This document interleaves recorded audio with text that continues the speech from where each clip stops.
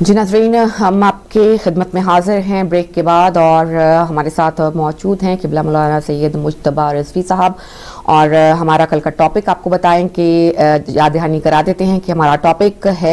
फितनों के दौर में राह निजात, फ़िक्र और मंतक सैयदुल शुहदा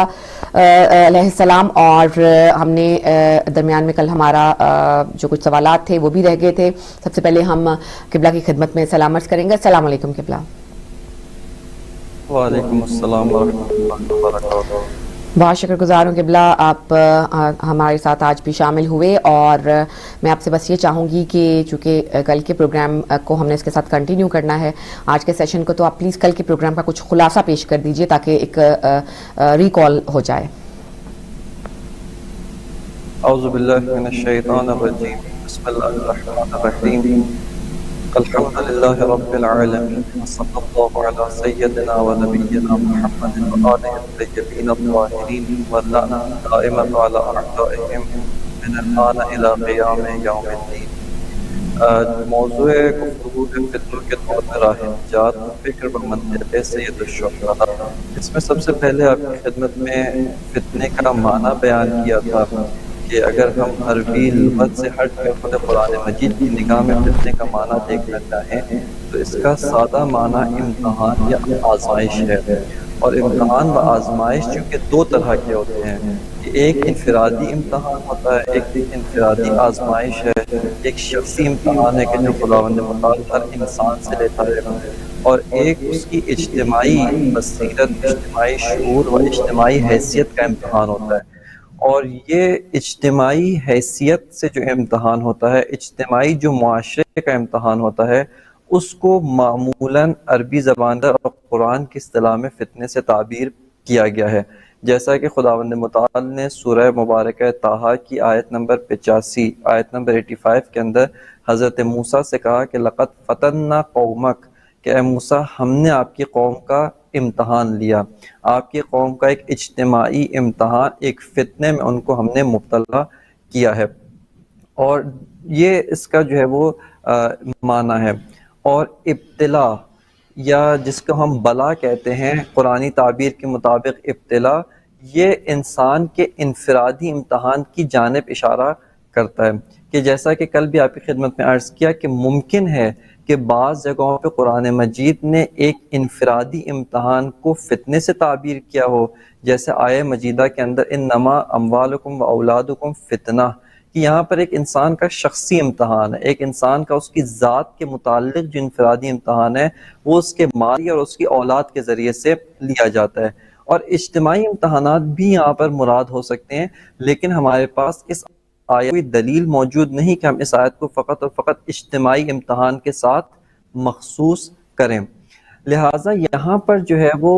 इस आयत मजीदा के अंदर वो इज्तिमाई इम्तहान के साथ साथ इनफरादी इम्तहान को भी फितने से ताबीर किया गया है। और बाज़ जगहों पर एक इज्तिमाई इम्तहान को भी इब्तिला कहा गया है, लेकिन जो कुरान की कसरत इस्तेमाल और अक्सरी जो ताबीर है वो कुरान मजीद ने माशरती इम्तहान को फितने से ताबीर किया है, और जो इज्तिमाई इम्तहान है, माज़रत जो माशरती व इज्तिमाई इम्तहान है उसको फितने से ताबीर किया है। और इनफरादी उसकी शख्सी जो इम्तहान है इसको कुरान मजीद ने इब्तिला या बला से ताबीर किया है। और इसके मुताल्लिक ये एक नुक्ता आपकी खिदमत में अर्ज़ किया था कि खुदावंद मुताल हर कौम का इम्तहान लेता है। कोई भी कौम, कोई भी उम्मत, कोई भी एक ऐसी मिल्लत जो दावा ईमान रखे,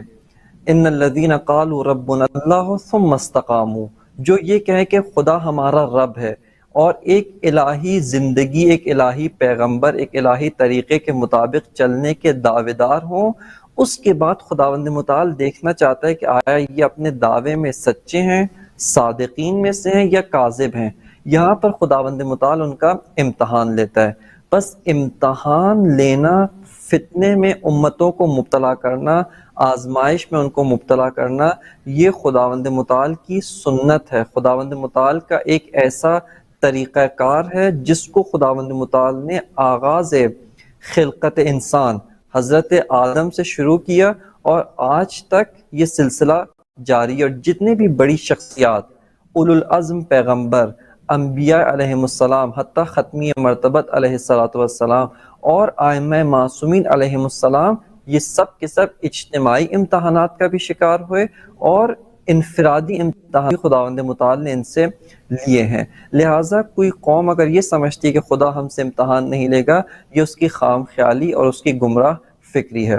یہاں پہ پھر دوسرا سوال پیدا ہوتا ہے اور وہ یہ ہے کہ اگر خداوند متعال ہر قوم کا امتحان لیتا ہے، قوم کو فتنے میں مبتلا کرتا ہے، ہر قوم کو آزمائش میں ڈالتا ہے، ان آزمائشوں سے نکلنے کا کیا طریقہ موجود ہے؟ کہ یہاں پر آپ کی خدمت میں عرض کیا کہ خداوند متعال نے ان آزمائشوں سے نکلنے کے لیے بھی بعض مخصوص راستے بنائے ہیں۔ ایسا نہیں کہ ہم کسی بھی راستے پر عمل کریں، کسی بھی راستے پر چلیں، کسی بھی مثال کے طور پہ طریقہ کار کو اختیار کریں، اس کو اپنائیں اور ہمیں ان فتنوں سے نجات حاصل ہو جائے گی، بلکہ ہر فتنے سے نکلنے کا ایک خاص راستہ خداوند متعال نے مقرر کیا ہے کہ ہمیں اہل بیت علیہم السلام تعلیمات اور قرآن مجید کی آیات سے جس چیز کا استفادہ ہوتا ہے اور وہ یہ ہے کہ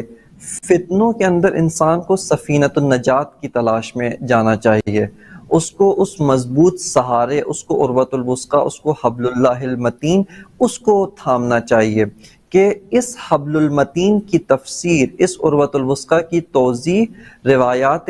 نبوی کے اندر دو چیزیں اس کا مصداق قرار پاتی ہیں جن سے ہمیں تمسک کرنے کا حکم دیا گیا ہے۔ ایک خود قرآن مجید حبل اللہ ہے، ایک خود قرآن مجید کے متعلق یہ اصطلاح آئی ہے کہ یہ خداوند متعال کی وہ رسی ہے جس کا ایک سرا خود خدا کے ہاتھ میں ہے، دوسرا سرا اس نے بندوں کی ہدایت کے لیے ہمارے لیے بھیجا ہے۔ بس یہ ایسی رسی ہے جو کٹی ہوئی نہیں ہے، ایسا نہیں ہے کہ ہم یہ سمجھیں کہ یہ ایک طرف سے ہمارے ہاتھ میں اس کا سرا ہے، دوسری طرف سے اس کا کوئی سرا نہیں ہے، بلکہ اس کا سرا خود خداوند متعال کے دست قدرت کے اندر و قدرت لا ازلی کے اندر جو ہے وہ موجود ہے۔ لہٰذا یہاں پر ایک مصداق قرآن مجید ہے اور دوسرا جو مصداق ہے وہ اہل بیت علیہم السلام ہے کہ ان کے بارے میں یہ اصطلاح آئی ہے کہ رسول خدا صلی اللہ علیہ وآلہ وسلم کا ارشاد ہے کہ میرے اہل بیت کی مثال کا سفینۃ نوح، یہ سفینہ نوح کی طرح جو ان سے متمسک ہوگا وہ نجات پا جائے گا، اور جو ان سے پیچھے رہ جائے گا، ان سے تخلف کرے گا، ان سے جدا ہو جائے گا، وہ ہلاکت کا شکار ہو جائے گا۔ لہٰذا ہمارے لیے یہی دو راستے ہیں، اور بالخصوص اہل بیت میں سے بھی جس شخصیت کو رسول خدا نے دوسرے معصومین سے جدا کر کے، دوسرے معصومین سے ممتاز کر کے اہمیت کے ساتھ ان کا ذکر کیا ہے، وہ سید الشہداء امام حسین علیہ الصلوۃ والسلام کی شخصیت ہے کہ آپ کو مصباح الہدیٰ و سفینۃ النجات کے عنوان سے آپ کو ملقب کیا گیا ہے و معنون کیا گیا ہے۔ لہٰذا فتنوں کے دور میں راہ نجات یہی دو راستے، تمسک بے قرآن مجید و تمسک بے اہل بیت و بالخصوص سید الشہداء علیہ الصلوۃ والسلام۔ بہت بہت شکریہ، ایک خلاصہ ہو گیا۔ اب میرا خیال ہے ناظرین دوبارہ سے اسی جگہ سے کنیکٹ ہو گئے ہوں گے جہاں پہ کل ہم نے اس کو چھوڑا تھا۔ اور قبلہ اب سوال جو میں آپ سے کرنا چاہوں گی وہ یہ ہے کہ تمسک اہل بیت بالخصوص تمسک امام حسین علیہ السلام کے ان کے کتنے مراحل ہوتے ہیں، اور آپ ان کی وضاحت فرما دیجئے کہ کن کن مراحل سے گزر کر ہم صحیح طور پر کہہ سکتے ہیں کہ ہم متمسک ہیں اہل بیت علیہ السلام کے ساتھ۔ تمسک بے امام حسین علیہ السلام کے متعدد مراحل ہیں۔ سب سے پہلی بات یہاں پر ہمیں اس نقطے کو اپنے نفس کے اندر، اپنی جان کے اندر بٹھانے کی ضرورت ہے، اور وہ یہ ہے کہ تمسک بے اہل بیت فقط اور فقط ایک ذہنی تصور نہیں ہے، ایک مثال کے طور پہ ذہنی خیال نہیں ہے کہ ہم اپنے ذہن میں یہ خیال کر لیں کہ چونکہ ہم اہل بیت کو مانتے ہیں، ہم اہل بیت کی ولایت کا اعتقاد رکھتے ہیں، اس کو اصول دین میں سے شمار کرتے ہیں اور اس کو ہم اس کا دفاع بھی کرتے ہیں، پس ہم اہل بیت سے متمسک ہیں، کہ یہ تمسک بے اہل بیت کا ایک درجہ ہے، یہ تمسک بے اہل بیت کی ایک منزل ہے، اس کا ایک سمجھیں آپ سنگ میل ہے۔ ہم نے بقیہ منازل کو طے کرنا ہے اور بالا ترین مقامات تک ہم نے پہنچنا ہے۔ بس سب سے پہلی بات یہ ہے کہ تمسک بے اہل بیت فقط اور فقط ایک ذہنی تصور نہیں ہے، یہاں سے آغاز ہوتا ہے۔ ایمان رکھنا ضروری ہے، اعتقاد ضروری ہے، اس کے اوپر عقیدہ واجب اور ضروری ہے۔ یہ اس کے بغیر کوئی بھی انسان مکتب حسینیت میں داخل نہیں ہو سکتا ہے، یہ ضروری ہے۔ لیکن تمسک کے اعلی مراتب اور اس سے بالاتر مراتب و مراحل کی طرف ہمیں جانا ضروری ہے۔ اس میں سے ایک مرحلہ جس کی طرف ایک بڑی اکثریت کہ جو تمسک کے پہلے مرحلے سے اس کو ایک اعتقاد ایمان کا حصہ سمجھنے سے تھوڑا سا اوپر آتے ہیں، تھوڑا سا بالاتر جاتے ہیں، وہ جس مرحلے کی جانب متوجہ ہوتے ہیں وہ تمسک بے امام حسین یا تمسک بے اہل بیت در مقام عمل ہے۔ یعنی ہم اپنے اعمال میں، ہم جو اعمال انجام دیتے ہیں، جو افعال انجام دیتے ہیں، ان افعال میں اہل بیت کی طرح سے عمل کریں۔ مثال کے طور پہ ہمارے پاس یہ بات واضح ہے، مسلماً تاریخ کے ذریعے بھی واضح ہے، علماء نے بھی اس کو ذکر کیا ہے، اور وہ یہ کہ اہل بیت اول وقت نماز پڑھتے تھے یا اول وقت نماز کے پائبند تھے، لہٰذا ہماری کوشش یہ ہوتی ہے کہ ہم ان کی پیروی میں اول وقت نماز کو اختیار کریں۔ یہ اہل بیت علیہ السلام گناہوں سے پاک تھے، معاص تھے، لہٰذا ایک عام شیعہ اس کی بھی یہی کوشش ہونی چاہیے کہ وہ مکتب اہل بیت کی پیروی میں گناہوں سے اپنے آپ کو دور رکھے اور اپنے تمام اعضاء و جوارح اور بالخصوص اپنی آنکھیں، اپنے کان، اپنے تمام حواس کو گناہوں سے پاک اور گناہوں میں ملوث ہونے سے ان کو پاک رکھے۔ یہ تمسک بے اہل بیت در مقام عمل ہے کہ ہم مقام عمل میں اہل بیت علیہ السلام کے طریقہ کار، اہل بیت علیہ السلام کی روش، اہل بیت علیہ السلام جس طریقے سے کام انجام دیتے تھے اسی طریقے سے انجام دیں۔ اس کے بعد ایک اور مرحلہ یہ کہ جب ایک ایک عمل اس میں اہل بیت سے ہم تمسک کر رہے ہیں، تو جہاں ہم نے یہ جانا کہ اہل بیت کس نماز کو کیسے پڑھتے تھے، اول وقت انجام دیتے تھے، پڑھنے کا طریقہ کار کیا ہوتا تھا، خضوع اور خشوع کی کیا کیفیت ہوتی تھی، یہ بھی ہمیں ان سے لینا ہے۔ بس اعمال کو بھی اہل بیت سے لینا ہے، اور اعمال انجام دینے کا جو طریقہ کار ہے، جو اس کی کیفیت ہے، جو اس کا انداز ہے، وہ بھی فقط اور فقط ہم نے اہل بیت علیہ السلام سے حاصل کرنا ہے۔ لہٰذا یہ تمسک کا ایک اور مرحلہ ہے کہ جس کی طرف ایک اکثریت کہنا چاہیے یا ایک وہ افراد کے جو مقام عمل میں اہل بیت کے ساتھ تمسک کرنا چاہتے ہیں، وہ تمسک اہل بیت کو فقط اور فقط اسی مرحلے میں محدود کر دیتے ہیں اور سمجھتے ہیں کہ اگر ہم اپنے اعمال کے اندر، اگر ہم اپنے طور طریقوں میں اہل بیت علیہ السلام کی طرح عمل کریں، ہم 100% ان کے ساتھ متمسک ہو گئے ہیں۔ کہ یہ مرحلہ آپ کی خدمت میں عرض کروں، یہ مرحلہ حتماً ہے، بہت ضروری بھی ہے، بہت اہمیت کا حامل بھی ہے، لیکن آیا یہ آخری حد ہے؟ آیا یہ تمسک بے اہل بیت کی عمارت جہاں پر تمام ہوتی ہے، یہ اس کی آخری منزل ہے، یا اس سے بالاتر بھی مراتب و مراحل ہیں؟ تو یقیناً اس سے بالاتر بھی مراتب، اس سے بالاتر بھی مراحل موجود ہیں جس کی طرف خود اہل بیت علیہ السلام نے ہماری رہنمائی کی ہے۔ اس سے ایک اور مرتبہ جو بالاتر قرار پاتا ہے وہ یہ کہ آپ جس طرح اپنے ظاہری اعمال، اپنے اعضاء اور جوارح سے جو اعمال انجام پائے ہیں ان میں اہل بیت کے ساتھ تمسک کر رہے ہیں، ان میں اہل بیت کو تھام رہے ہیں، ان میں اہل بیت کی رسی کو مضبوطی کے ساتھ پکڑ رہے ہیں، وہیں پہ آپ اپنے اندرونی جو آپ کے تمایلات ہیں، آپ کی جو پسند اور ناپسند ہے، آپ کی جو محبتیں، آپ کی جو نفرتیں، آپ کے جو دلی تعلقات ہیں، آپ کی جو اندرونی وابستگیاں ہیں، کس کے ساتھ تعلق رکھنا چاہیے، کس کے ساتھ تعلق توڑنا ہے، کس کی حمایت کرنی ہے، کس کی مخالفت کرنی ہے، کس کا ساتھ دینا ہے، کس کے ساتھ ہم نے دشمنی کرنی ہے، یہ سب کے سب معیارات بھی اہل بیت علیہ السلام سے لینے کی ضرورت ہے۔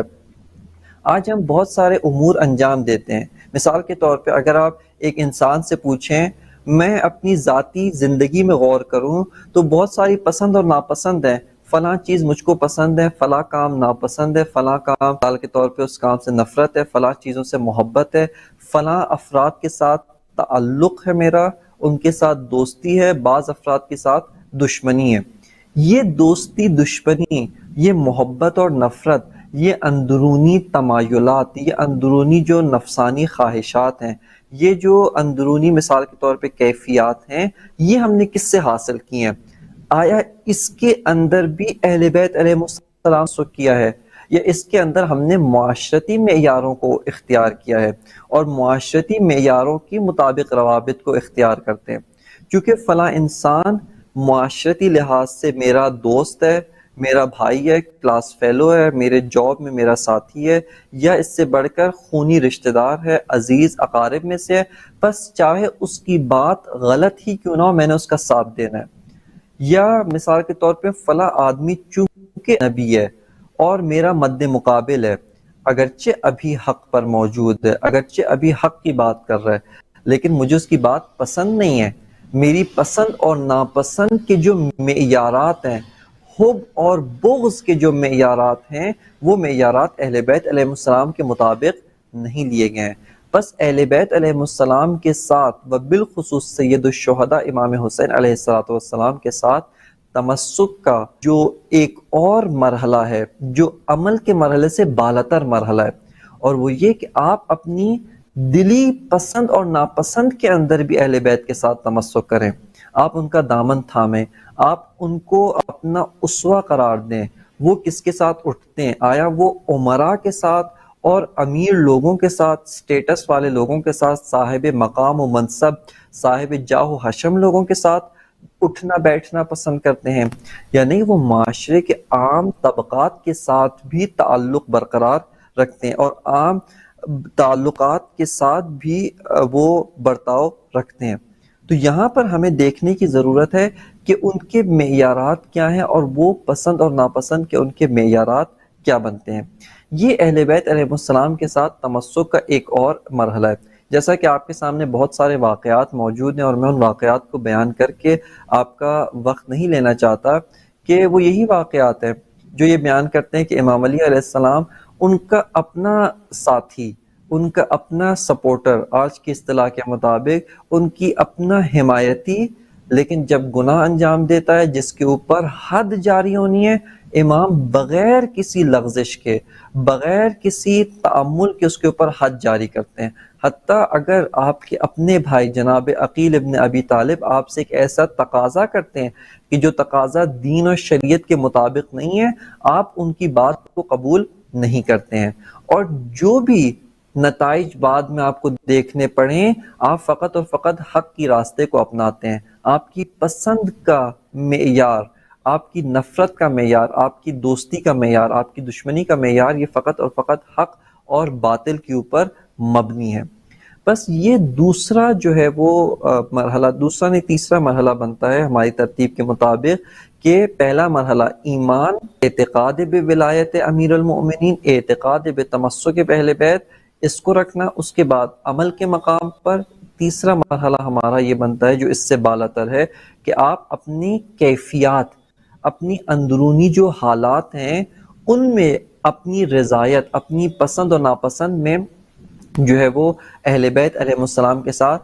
تمسک کریں۔ اور اس کے اوپر آیات مجیدہ بھی دلالت کرتی ہیں، کہ ایک آیت مجیدہ جس کا مفہوم میرے ذہن میں، لیکن ظاہراً آیت ابھی موجود نہیں ہے، وہ آیت مجیدہ یہ کہتی ہے کہ فَلَا وَرَبِّكَ لَا يُؤْمِنُونَ حَتَّى يُحَكِّمُوكَ فِيمَا بَيْنَ شَجَرَهُمْ یا فِيمَا بَيْنَ شَجَرَكُمْ، کہ اے رسول، یہ لوگ اس وقت تک ایمان نہیں لائیں گے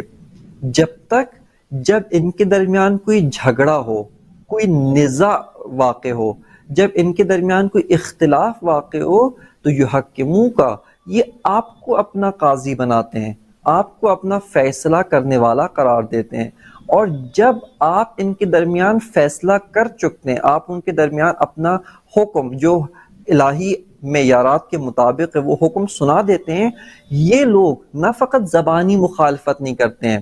بلکہ اپنے دل میں بھی کوئی الجھن محسوس نہیں کرتے ہیں، اپنے دل میں بھی کوئی ملال، کوئی رنج، کسی قسم کا دکھ اور کسی قسم کی نارضایتی محسوس نہیں کرتے ہیں، بلکہ دل و جان سے، حقیقی معنی میں دل و جان سے وہ اس حکم کو قبول کرتے ہیں۔ جب تک یہ لوگ اس مرحلے تک نہیں پہنچیں گے، اس وقت مومن نہیں کہلائیں گے۔ بس یہ قرآن مجید کی آیت ہے کہ آپ اپنی پسند اور ناپسند کو بھی رسول خدا کی پسند اور ناپسند کے مطابق قرار دیں، اور اس کو اس پسند اور ناپسند کے معیار پر لے جائیں جو رسول خدا کا معیار ہے۔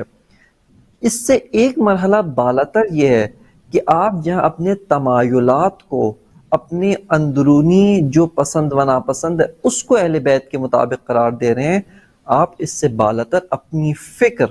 اپنی سوچ، اپنے سوچنے کا جو انداز ہے اس کو بھی اہل بیت کے مطابق قرار دیں۔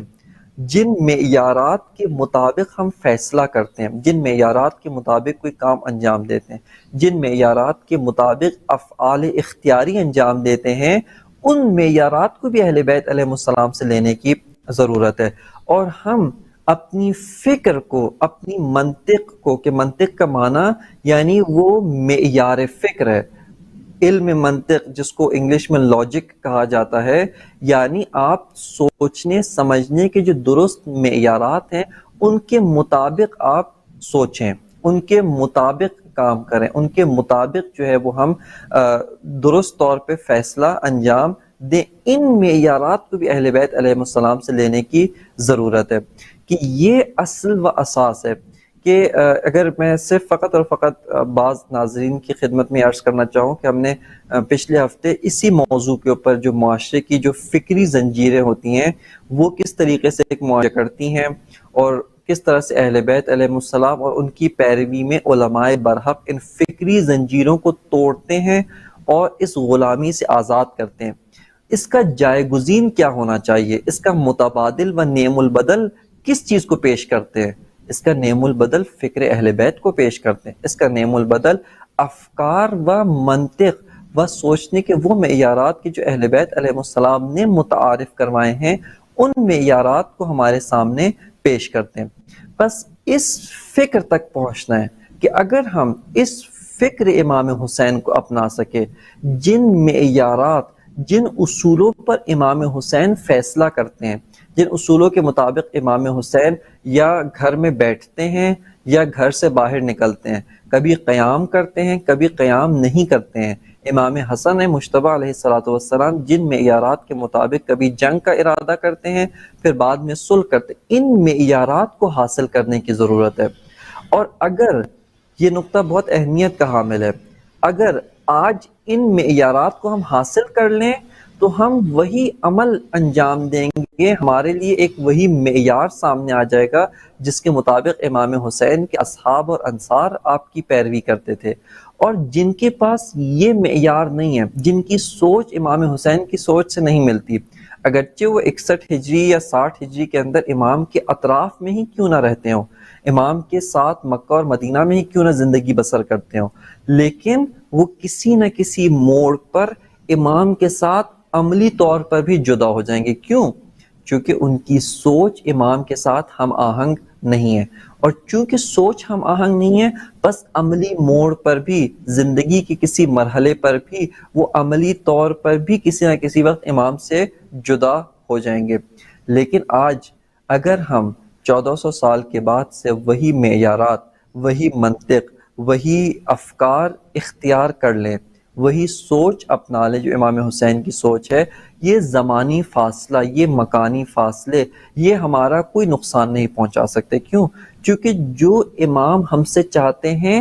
ہم وہی اعمال انجام دیں گے، جو امام زمانہ کا ہم سے مطالبہ ہے، جو امام زمانہ ہم سے طلب کرنا چاہتے ہیں، جو امام زمانہ ہم سے چاہتے ہیں، ہم اسی کے مطابق جو ہے وہ عمل کریں گے۔ یہ کب ہو سکتا ہے؟ جب ہماری سوچ ان کی سوچ کے ساتھ مطابقت اختیار کر لے، جب ہماری سوچ ان کی سوچ کے نزدیک آ جائے، جب ہم فکری لحاظ سے، منطق کے لحاظ سے، سوچنے کے معیارات کے لحاظ سے امام حسین علیہ السلام و امام زمانہ و بقیہ معصومین کے ساتھ نزدیک ہو جائیں،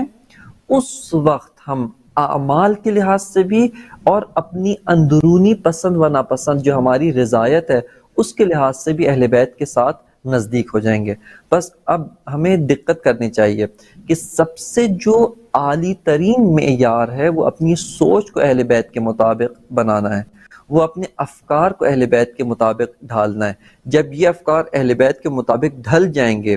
ان کے مطابق یہ ہم ان کو ڈھال لیں گے، ہماری جو محبت، نفرت، معیارات ہیں، یہ اندرونی تمایلات کے معیارات بھی اسی سوچ کے اتباع میں، اسی سوچ کی پیروی میں ان کے مطابق ہوتے جائیں گے، اور ہمارے اعمال بھی ان کے مطابق ہوتے جائیں گے، اور ہم اسی کاروان کا حصہ بن سکیں گے کہ جس کاروان میں جناب زہیر ابن قین، جناب وہاب قلبی، جناب مسلم ابن اوسجہ اور جناب حبیب ابن مظاہر و دیگر اصحاب آوان امام حسین اس زمانے میں شامل تھے۔ ہم فکر ہونے کے وجہ سے آج 1400 سال کے بعد ہمارے لیے بھی یہ راستہ کھلا ہے کہ ہم اہل بیت علیہ السلام کے ساتھ اسی کاروان میں شامل ہو سکیں گے۔ بس یہ بعض تمسک اہل بیت کے مراحل ہیں کہ اعلی ترین مرحلہ، سب سے بالا ترین مرحلہ وہ یہ کہ ہم اپنی سوچ کو اس مرتبے پہ لائیں،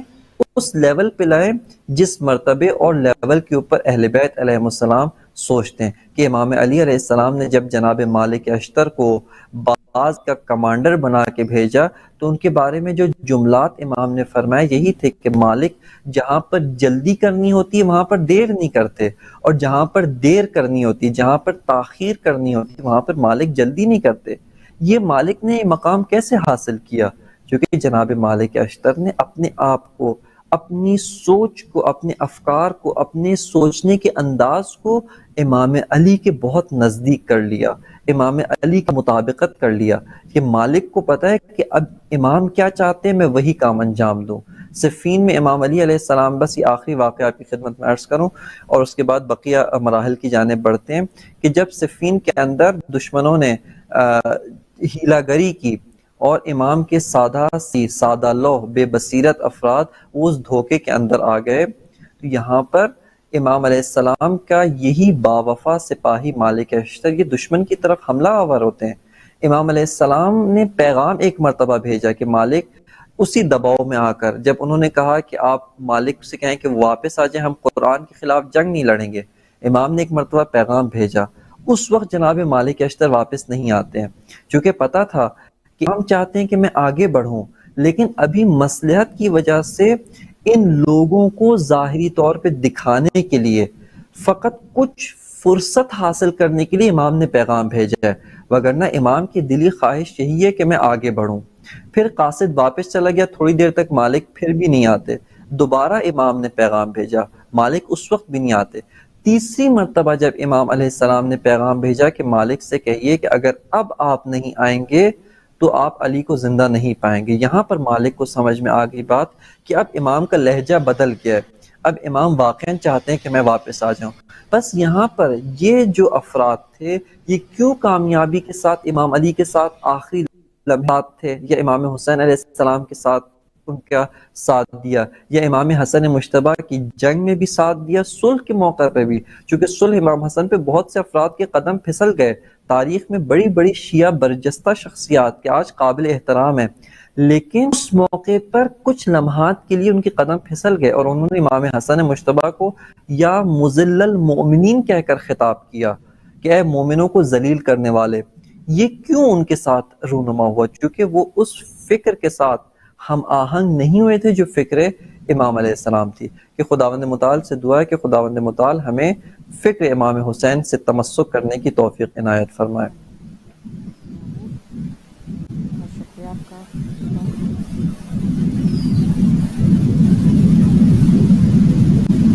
قبلہ اگلا سوال جو ہے وہ میں آپ سے یہ کرنا چاہوں گی کہ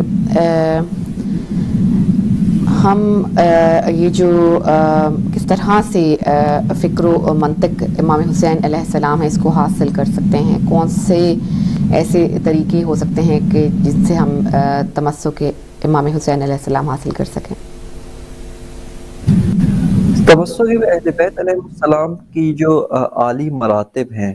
ان کو حاصل کرنے کے لیے سب سے ضروری چیز یہ کہ ہمیں اہل بیت کی شناخت حاصل ہونا چاہیے، ان کے بارے میں ان کی سیرت، ان کے کردار، ان کے کلام، بالخصوص جو ان کا کلام ہے جو انہوں نے مختلف طبقات کے ساتھ گفتگو کی ہے، مختلف طبقات کو انہوں نے خطاب کیا ہے، مختلف طبقات کے ساتھ جو ان کا رد عمل ہے، جو ان کا طریقہ کار ہے، اس کی معرفت حاصل کرنا ضروری ہے۔ آج بدقسمتی کے ساتھ ہم اہل بیت علیہ السلام کا جو کلام ہے اس سے بھی دور ہے۔ امام حسین واقعہ تقریباً 14 صدیوں سے بیان کیا جا رہا ہے، لگ بھگ کم و بیش 14 صدیاں اس کے اوپر گزر چکی ہیں، اور یہ بیان ہونا چاہیے، حتماً کربلا کے واقعے کو ذکر ہونا چاہیے، لیکن آج بہت کم اہل بیت علیہ السلام کے ماننے والے اور مکتب امام حسین کے چاہنے والے اور اس کی پیروی کرنے والے ہیں کہ جو حتیٰ کلام امام حسین علیہ السلام سے آشنا ہے، جو حتیٰ یہاں تک کہ امام حسین نے مختلف شخصیات سے کیا گفتگو کی، اس گفتگو کے ظاہری جو الفاظ ہیں ان سے بھی بہت کم افراد آشنائی رکھتے ہیں، کہ یہ بہت ضروری عمل ہے۔ اور یہیں پہ میں ایک کتاب کا بھی تعارف کروانا چاہتا ہوں کہ اچھی خوبصورت کتاب ہے امام حسین مدینہ سے کربلا تک، اس میں امام کے خطبات، آپ کے جو فرمودات ہیں، آپ نے جو کلام فرمایا ہے، جناب محمد صادق نجمی صاحب نے یہ کتاب اردو زبان افراد کے لیے اس کا عربی متن بھی ذکر کیا ہے، ترجمہ بھی ذکر کیا، اور مختصر تشریح۔ یہ کتاب امام حسین نے مختلف شخصیات کے ساتھ جو گفتگو کی، جو آپ کا کلام ہے، جو خطبات آپ نے انجام دیے، جو عوامی اجتماع، چاہے وہ مکہ کے لوگوں کے سامنے ہو، چاہے مدینہ کے لوگوں کے سامنے ہو، چاہے راستے میں مکہ اور کربلا کے راستے میں جہاں خطاب کیا، اپنے اعوان و انصار کے ساتھ کیا آپ نے ارشاد فرمایا، لشکر یزید کو کیا خطاب کیا، یہاں پر انہوں نے جمع آوری کیا ہے، اور اس کا اردو ترجمہ اور ایک مختصر سی تشریح اور وضاحت، اور ان خطبات کا جو پس منظر ہے، اس کے جو نتائج ہیں، اس سب کو انہوں نے ذکر فرمایا کہ یہ خوبصورت کتاب ہے کہ جس کی جانب توجہ کرنا ضروری ہے۔ بس پہلا مرحلہ فکر امام حسین تک پہنچنے کے لیے امام حسین کے کلام سے آشنائی ضروری ہے۔ امام حسین جو فرما رہے ہیں، آپ کے فرمودات کو جاننا ضروری ہے، اور آپ کی جو فرمائشات ہیں ان فرمائشات سے آشنائی ضروری ہے۔ اس کے بعد دوسرا مرحلہ یہ ہے کہ ہم امام حسین کے کلام کو جب پڑھ رہے ہیں یا سن رہے ہیں، ہم اس کلام کے ساتھ زندگی گزاریں۔ اس کی طرف اگر سامعین محترم و ناظرین محترم اگر تھوڑی توجہ کریں، بہت اہم نقطہ ہے، اور یہ وہ چیز ہے کہ جس کو علماء کرام نے ذکر کیا ہے، جس کو حتیٰ بندہ حقیر نے کچھ جگہوں پہ تجربہ کیا، یعنی وہ چیز ہے کہ آپ اس کو تجربہ کریں، آپ اس کو خود ایکسپیرینس کریں، آپ خود دیکھیں آیا آپ کو نتیجہ ملتا ہے یا نتیجہ نہیں ملتا۔ ایک مرتبہ ہم امام حسین کے اور آپ کا جو کلام ہے اس کی کتاب کو اول سے لے کر آخر تک ایک ہی مرتبہ سب پڑھ لیتے ہیں۔ ایک دن 2 دن میں جو سریع المطالعہ ہیں وہ ایک ہی دن میں ممکن ہے، یا جو مثال کے طور پہ آہستہ آہستہ پڑھتے ہیں وہ روزانہ ایک ایک صفحہ پڑھ کے 1 سال کے اندر، 1 مہینے کے اندر اس کتاب کو مکمل کر لیں گے۔ لیکن ایک مرتبہ آپ جہاں اس طریقے سے مطالعہ کر رہے ہیں، وہاں پر آپ آئیں اور آ کر ایک امام کا فرمان لیں اور اس فرمان کے ساتھ زندگی بسر کریں، اپنے شب و روز اس فرمان کی روشنی میں، اس فرمان کے تحت آپ گزاریں، اور اس کے مطابق جو ہے وہ آپ اپنی فکر کو اس فرمان کے تحت ڈھالنے کی کوشش کریں۔ ایک سادہ سے امام علیہ السلام کا فرمان ہے، الناس عبید الدنیا والدین لائق علی السنتہم، کہ لوگ دنیا کے بندے ہیں اور دین ان کی زبانوں پر ایک لقمہ ہے، دین ان کی زبانوں کی نوک کے اوپر وہ ایک شے موجود ہے، اور یہ لوگ جو ہے اس دین کو اس طرح سے گھماتے ہیں جہاں ان کی معیشت گھومتی ہے، جہاں ان کی دنیا، جہاں ان کے اپنے مفادات گھومتے ہیں، یہ لوگ دین کو اسی سمت میں گھماتے ہیں، اسی سمت میں دین کو لے کر جاتے رہتے ہیں۔ اور اس کے بعد آخر میں امام علیہ السلام فرماتے ہیں کہ اذا محسوا بالبلاء قلت دیانون، کہ جب ان کا آزمائش ہو، ان کا امتحان لیا جائے، ان کی ابتلا ان کے اوپر آتی ہے، دیندار بہت کم رہ، جو دینی ڈرامہ کرتے ہیں، جو دین کے شعبدہ باز ہوتے ہیں، جو دین کی ریاکاری کرتے ہیں، جو دینداری کے بڑے بڑے دعوے دار ہوتے ہیں، وہ سب اس موقع پر نکل جاتے ہیں، لیکن جو خالص دیندار ہوتے ہیں وہ فقط یہاں پر باقی رہ جاتے ہیں اور وہ بہت کم ہوتے ہیں۔ آپ آئیں اور آ کر ایک مرتبہ اسی فرمان کی روشنی میں پوری دنیا پر ہم نگاہ دوڑائیں۔ آج دنیا کے اندر بہت سارے فسادات دین کے نام پر نظر آتے ہیں، دین کی اساس کے اوپر یہ فسادات، یہ فتنے، یہ لڑائیاں، یہ مثال کے طور پہ اختلافات، یہ تفرقہ بازی نظر آتی ہے۔ لیکن ہمارا یہاں پر سوال ہے کہ ان میں سے حقیقی دیندار کتنے ہیں اور کتنے ایسے افراد ہیں کہ جن کی دینداری کے پیچھے معیشت ان کی پوشیدہ ہے، ان کے اپنے مفادات کا۔ جب مفادات ہوتا ہے تو مثال کے طور پہ افغانستان میں جنگ جہاد بن جاتی ہے، پھر بعض اوقات وہی مفادات، وہی جہادی گروہ جو ہے خطرناک ہو جاتے ہیں، تو یہاں پر مفادات کا تقاضا ہے کہ وہی جن کو آپ مجاہد کہتے تھے، وہ معیشت کی خاطر، اپنے مفادات کی خاطر کچھ عرصے پہلے تک مجاہد کہا جاتا تھا، اب وہی افراد دہشت گرد کہلاتے ہیں، اور اب ان کی دہشت گردی کے خلاف جنگ ہوتی ہے۔ اسی طرح آپ اگر اس فرمان کے تحت کریں، اس فرمان کے تحت آپ اگر دنیا پر نگاہ دوڑائیں، یہ پوری دنیا کا ایک بہترین تجزیہ و تحت، ایک بہت ہی بہترین پولیٹیکل انالیسس ہے، سیاسی تجزیاتی جملہ ہے۔ ہم فقط عقیدت کے ساتھ اس فرمان کو سنتے ہیں، سن کر چوم کر آنکھوں سے لگا کر اس کو واپس کتاب بند کر کے رکھ دیتے ہیں نا، بلکہ آپ اسی کے اساس سیاسی تجزیہ بھی کر سکتے ہیں۔ آج کتنے ایسے دینی نظریات ہیں، کتنے ایسے، یہ اسی جو ہم نے پہلے ایک گفتگو جو کی تھی معاشرتی زنجیریں، اسی کے اندر بعض نمونے موجود ہیں اس کے۔ کتنے دینی نظریات، کتنے دینی افکار، کتنی دینی بدعتیں ایسی موجود ہیں کہ جن کے پیچھے معیشت کار فرما ہے، جن کے حکومتوں کے مفادات موجود ہیں، جن کے پیچھے لوگوں کے اپنے مفادات موجود ہیں۔ لیکن اگر انہی کے مفادات خطرے میں پڑ جائیں، وہ جس نظریے کو پہلے سینہ پھاڑ کے، گلا پھاڑ کے اسے تھے اور اس کے بہت بڑے حامی ہوتے تھے، آج اسی کے سب سے بڑے مخالف بن جاتے ہیں۔ بس یہ سب کیوں ہے؟ اس کے پیچھے ان کی دنیا موجود ہے۔ لیکن جو واقعاً اس نظریے کی خاطر جان کی بازی تک دینے کو تیار ہو جائے، جان کی بازی تک لگانے کو تیار ہو جائے، یہ واقعاً دیندار ہے۔ جو تجارت کو چھوڑ کر نماز پڑھے، یہ واقعاً بہت بڑا نمازی ہے، لیکن اس وقت نماز پڑھتا ہے کہ جب اس کی تجارت کو کوئی خطرہ نہیں ہے، جب اس کی دینداری کو کوئی خطرہ لاحق نہیں ہے۔ جیسا کہ بہت سارے ممالک کے اندر ایسا ہی موجود ہے، اور اسی طرح سے ہوتا ہے کہ جو مثال کے طور پہ شیعہ ہوتے ہیں، ان کے اوپر بعض پابندیاں عائد ہوتی ہیں، ان کے اوپر بعض سینکشنز عائد ہوتی ہیں، ان کے اوپر بعض خطرات ہوتے ہیں۔ اب یہاں پر بعض افراد جو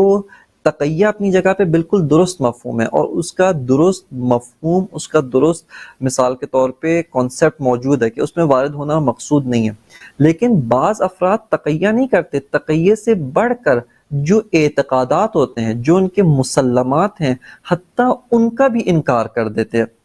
ایک مرتبہ آپ ان اعتقادات کا اظہار نہیں کرتے، ان کو چھپا لیتے ہیں، یہ تقیہ ہے۔ تقیہ یعنی جہاں پر آپ کی جان کو خطرہ ہے اور دین کی مصلحت کی خاطر کہ امام، آپ کا جو امام ہے، اس کو آپ کی ضرورت ہے، اور اس ضرورت کا اظہار آپ کسی مؤثر انداز میں کرنا چاہتے ہیں۔ ابھی اگر آپ جذباتی و جوشیلے انداز میں اظہار کریں گے، آپ کی بات کا فائدہ کم ہوگا، لیکن اگر آپ اپنی توانائی کو محفوظ رکھیں، اپنی جان کی حفاظت کریں، نہ اس وجہ سے کہ میری جان مجھ کو عزیز ہے بس میں اپنی حفاظت کر رہا ہوں، نہیں، چونکہ میں امام کا مددگار بننا ہے، اس سے بڑی ذمہ داری میں نے ادا کرنی ہے، لہٰذا آپ اپنی جان کی حفاظت کریں اور یہاں پر دین کو چھپا لیں، یہ تقیہ کہلاتا ہے۔ لیکن اگر آپ بعض مفادات کو حاصل کرنے کے لیے، جو خالصتاً آپ کے دنیاوی مفادات ہیں، جو فقط اور فقط دنیاوی مفادات ہے، اور اس کے پیچھے کوئی دینی مصلحت نہیں ہے، آپ اپنے دینی مسلمات، دینی عقائد کو زیر سوال قرار دیتے ہیں، ہم ان کا انکار کر دیتے ہیں، اس کا مطلب ہے آپ دیندار نہیں ہیں۔ امام حسین کے فرمان کی روشنی میں آپ دیندار نہیں ہیں، بلکہ آپ عبید الدنیا ہیں، آپ دنیا کے بندے ہیں، اور جب تک آپ کی دنیا محفوظ ہے، جب تک آپ کی معیشت محفوظ ہے، آپ کا خاندان محفوظ ہے، آپ کا کاروبار محفوظ ہے، آپ کو دوسرے ممالک کی نیشنلٹی جب تک برقرار رہتی ہے، اس وقت تک آپ جو ہے وہ دین کا و امام حسین کا نام لیتے ہیں، لیکن جب یہ سارے کے سارے امور خطرے میں پڑ جاتے ہیں، قلت دیانون، دیندار بہت کم رہ جاتے ہیں۔ بس آپ کی خدمت میں یہ ایک نمونہ عرض کیا کہ ہم کس طرح امام حسین کے کلام کے ساتھ زندگی گزاریں، اور پھر آہستہ آہستہ جب ہم ان کے کلام کے ساتھ زندگی گزاریں گے، ان کا کلام ہماری سوچ کا حصہ بنتا جائے گا، اسی کے مطابق ہم تفکر کریں گے، اسی کے مطابق سوچیں گے، اسی کے مطابق ہم عمل کریں گے، رد عمل ظاہر کریں گے، ہماری محبتیں، ہماری نفرتیں، ہماری چاہتیں، ہمارا ساتھ دینا، ہمارا ساتھ چھوڑنا، دوستیاں، دشمنیاں، یہ سب کے سب اسی فکر کے اندر ڈھلتے جائیں گے، اسی قالب کی شکل اختیار کرتے جائیں گے کہ اس طریقے کو اپنا کر ہم اہل بیت علیہ السلام کی سوچ، ان کی فکر، ان کی منطق، ان کے سوچنے کا جو معیار ہے، اس کو اپنا سکتے ہیں، اور خداوند متعال ہمیں اس کے اوپر چلنے اور اس فکر کو اپنانے کی توفیق عنایت فرمائے۔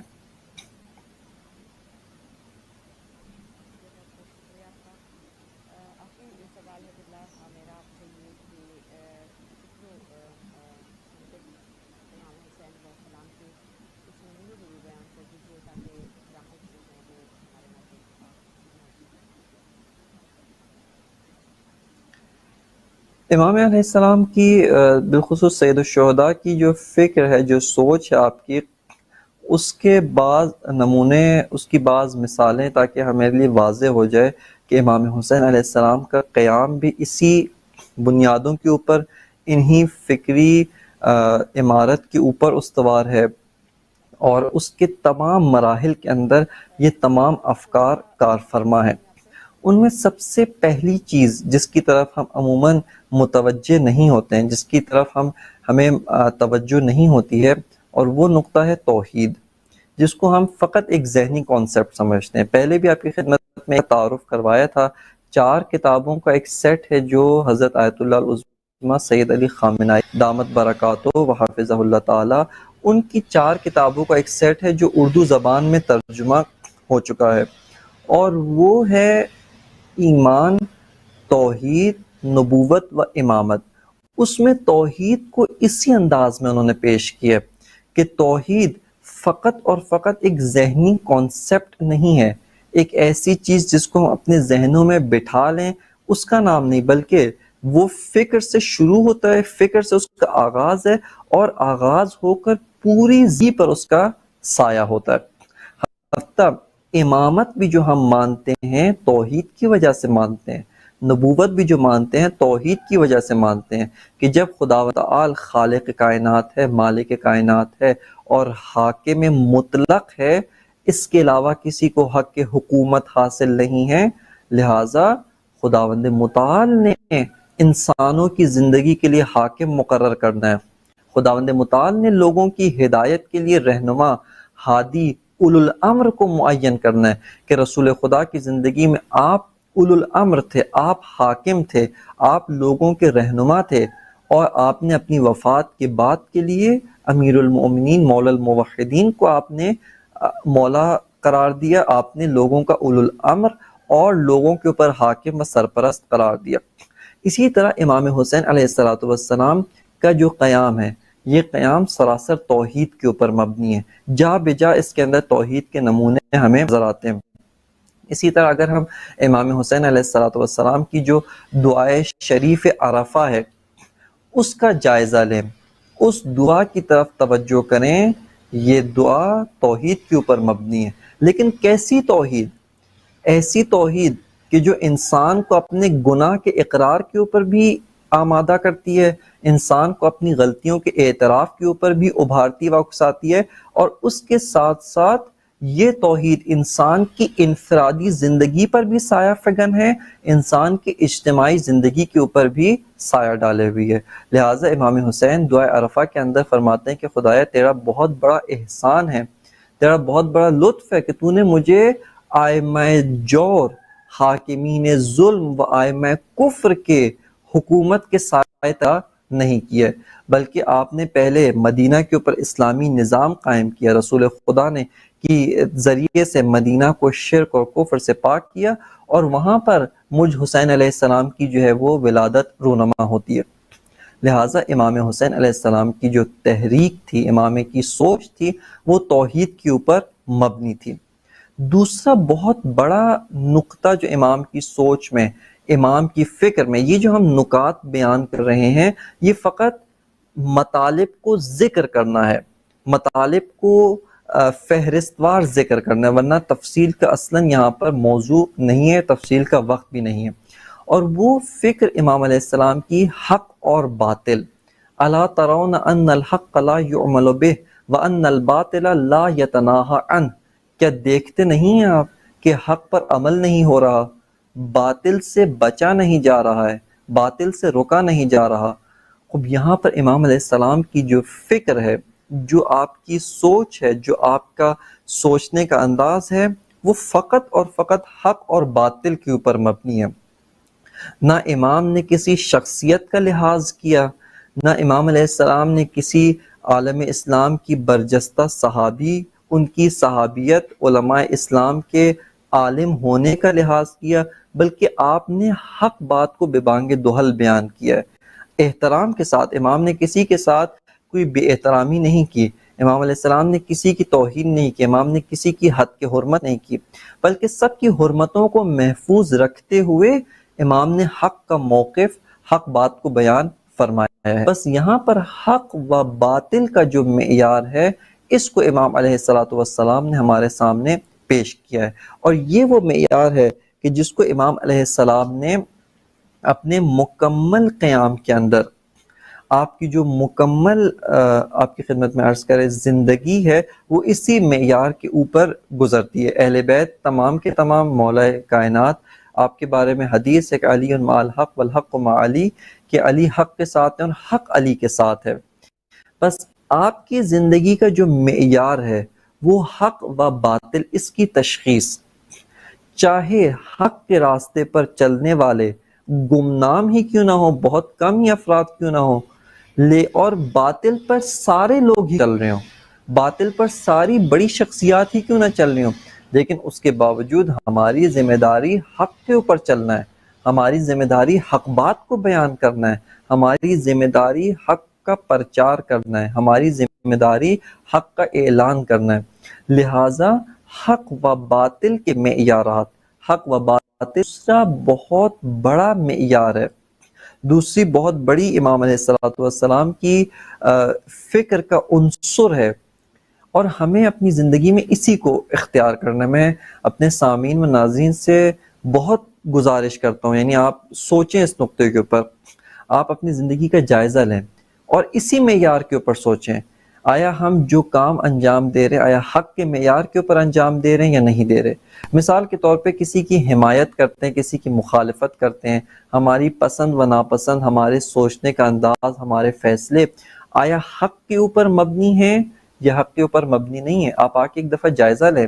آیا ہمارا جو پیشہ ہے، ہمارا جو شغل ہے، ہمارا جو کاروبار ہے، ہمارا جو جاب ہے، وہ سارے کے سارے آیا دین مبین، دین حق کے ساتھ مطابقت رکھتے ہیں، حق کے معیاروں پر پورے اترتے ہیں یا نہیں اترتے۔ اور حق کے راستے پر آپ چلنا شروع کریں، اس کے مطابق سوچنا شروع کریں، اور جہاں پر آپ کو کنفیوژن ہوتی ہے کہ حق کا راستہ کیا ہے اور حق کا راستہ کیا نہیں ہے، وہاں پر آپ علماء کی رہنمائی لیں، وہاں پر آپ اہل بیت علیہ السلام کے کلام سے تمسک کریں اور قرآن مجید کی جانب رجوع کریں۔ پس دوسرا بہت بڑا معیار جو امام علیہ السلام کا ہے، وہ حق و باطل کا راستہ، ان میں جدائی، حق اور باطل کے درمیان فرق ہے۔ ایک تیسرا جو بہت اہم امام کی سوچ کا عنصر ہے کہ جب امام علیہ السلام مدینہ سے نکل رہے تھے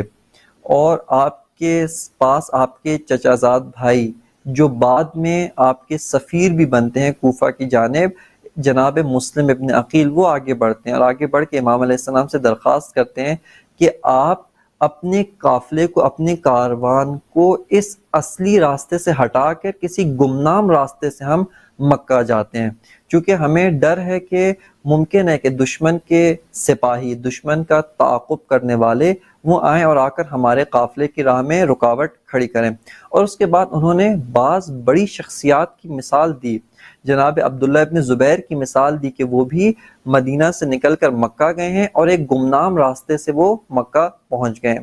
وہاں پر امام علیہ الصلوۃ والسلام جناب مسلم ابن عقیل سے فرما اللہ یا ابن امی کہ اے میرے چچا زاد بھائی، اللہ کی قسم ہرگز ایسا کام ہرگز نہیں کروں گا، لا فارقت هذا الطریق ابدا حتی انظر الی ابیات مکہ او یقضی اللہ فیما یحب و یرضی، کہ اے میرے چچا زاد بھائی، میں اس راستے کو، اس اصلی راستے کو ہرگز نہیں چھوڑوں گا یہاں تک کہ میں مکہ پہنچ جاؤں، جو میری منزل ہے، جو میرا ہدف ہے، جو میرا مقصد ہے، اس مقصد تک پہنچ جاؤں، یا خداوند متعال جو چاہتا ہے میری شہادت اس راستے میں رونما ہو، وہ رونما ہو جائے۔ بس یہاں پر ہم جو دیکھتے ہیں کہ امام حسین کی فکر کا تیسرا عنصر یہ ہے کہ جب آپ حق کے راستے پر آ گئے ہیں، اس راستے کو ترک نہ کریں، مشکلات کی وجہ سے اس راستے کو نہ چھوڑیں، مشکلات کو برداشت کریں، مشکلات کو سہیں، مشکلات کو اپنی جان، اپنے نفس کو مشکلات کا عادی بنائیں، اپنے نفس کو مشکلات کا خوگر بنائیں، اپنے نفس کو مشکلات، مصائب، سختیوں کے ساتھ اپنے نفس کی دوستی کرا لیں، لیکن حق کا راستہ کسی بھی صورت میں ترک نہ کریں۔ اور صبر کا یہی درست معنی ہے، صبر کا حقیقی معنی ہی یہی ہے کہ آپ جب سیدھے راستے پر، حق کے راستے پر آ گئے، اب مشکلات کی وجہ سے استقامت کا دامن نہ چھوڑنا، حق کے راستے کو نہ چھوڑنا، اسی کو صبر و استقامت کہتے ہیں۔ اسی کو ہم دیکھتے ہیں کہ یہی امام حسین علیہ السلام کی سیرت، آپ کے کردار کا ایک بہت بڑا حصہ۔ ایک اور اصول جو امام علیہ السلام کی فکر، امام کی سوچ کا عنصر ہے، وہ امام علیہ السلام کا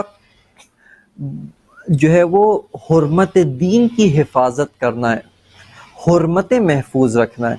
اور امام حسین کو یزید سے جو نفرت تھی، امام کی یزید سے جو دشمنی کا معیار تھا، وہ یہی تھا کہ یزید حد کے حرمت کرتا ہے، حرمت شکن ہے،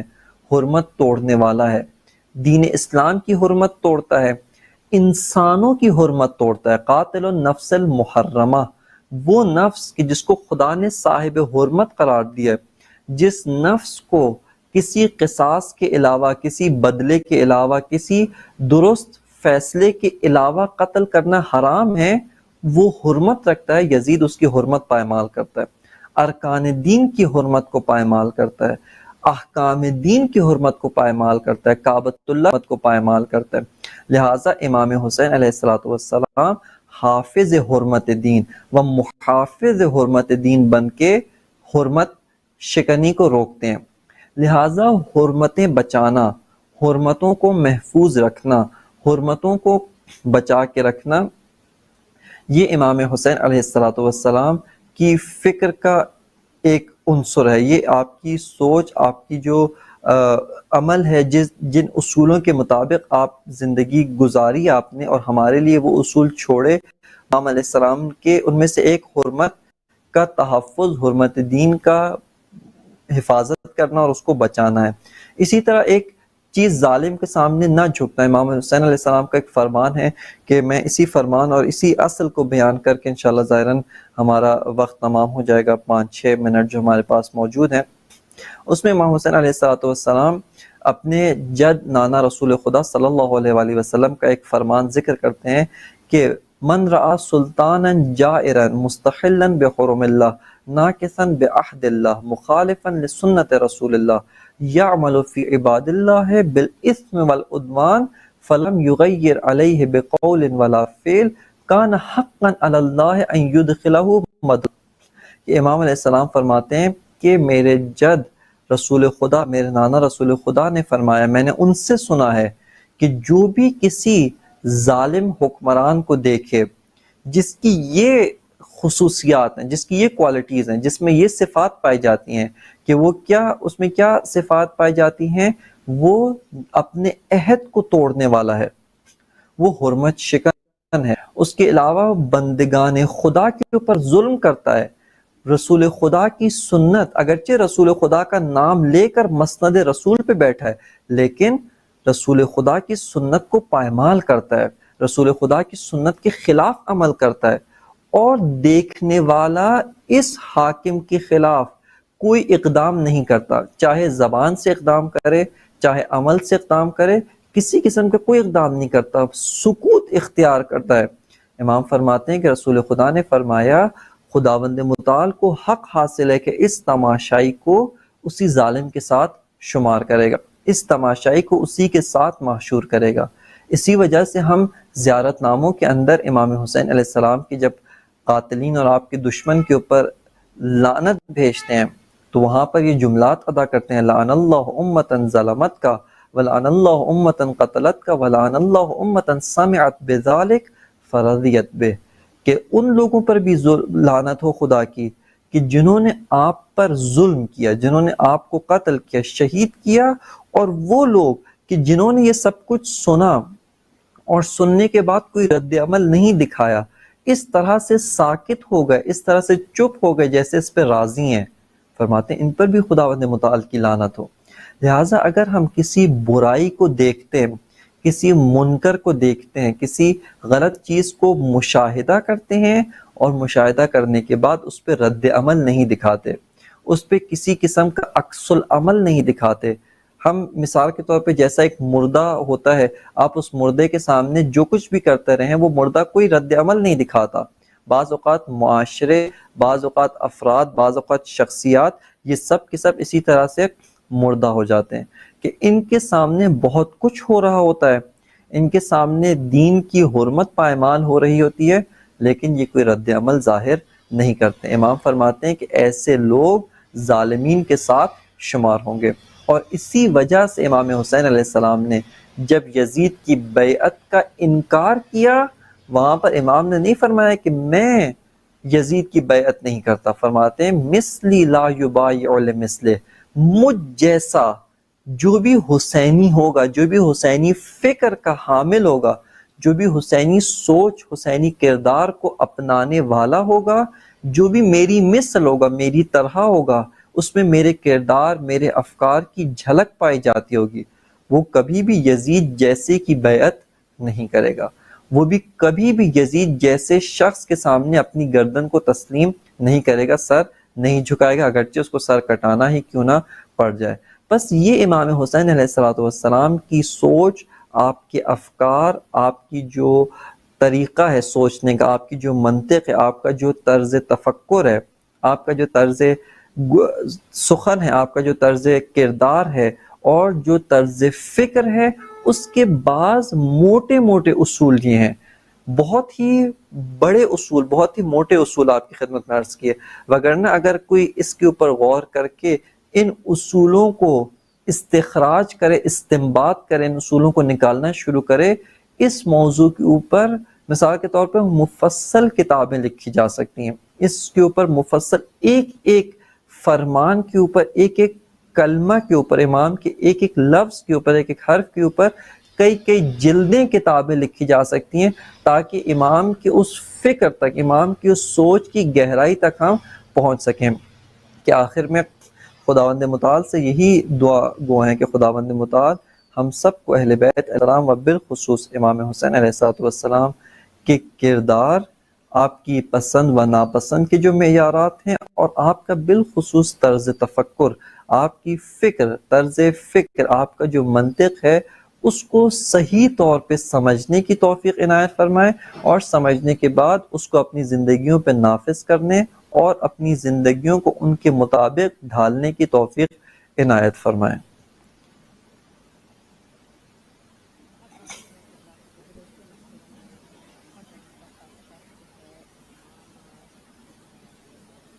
کہ جو ہمارے مراحل تھے ان میں سے کلیئرلی آپ نے ہمیں گزارا، جس کے لیے ہم آپ کے تہہ دل سے مشکور و ممنون ہیں۔ اللہ تعالیٰ آپ کی توفیقات میں مزید اضافہ فرمائے، آمین۔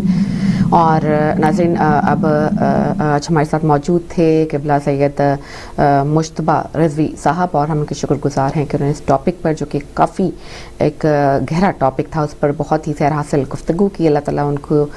پر اپنی رحمت نازل فرمائے. اور اب ہم آپ سے اجازت چاہیں گے، پروگرام کا وقت جو ہے وہ بالکل ختم ہو چکا. انشاءاللہ صحت اور زندگی رہی تو میری آپ کی ملاقات کل صبح ہوگی. اپنا بہت سا خیال رکھیے گا. مجھے اجازت دیجیے. السلام علیکم ورحمۃ اللہ وبرکاتہ.